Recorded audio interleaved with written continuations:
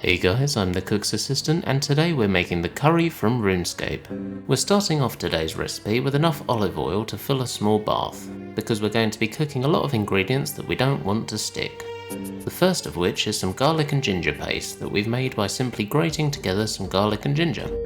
We're going to give this a stir just to cook off some of the initial potency, and we'll know this is done when it starts to foam lightly. Then it's in with some onions that we've chopped into relatively thin slices, and much like our paste, we're going to want to stir this continually until they turn soft and translucent. Next it's time for some tomatoes that we've already taken the liberty of chopping into small, rough pieces.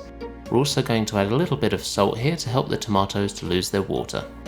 These are going to need a bit of a stir until they begin to break down, at which point we're going to add the following spices to our mixture: garlic powder, cinnamon, cumin, chili powder, garam masala, turmeric, ground cardamom, salt, and pepper.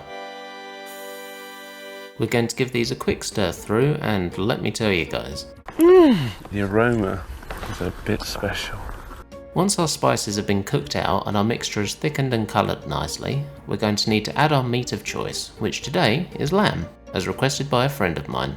This just needs a little stir through to ensure that all of the meat's evenly coated in our spice mixture, at which point it's time to pour in some lamb stock, just enough to cover the meat. Now that we've given that a thorough stir, we're going to drop in a couple of bay leaves before popping the lid on and turning the heat down to low. We're then going to leave all of our ingredients to get to know one another for a few hours or so.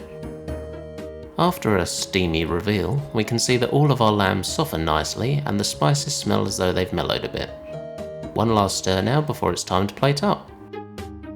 And here's our finished curry. It smells so good guys, I can't wait to dive into this one.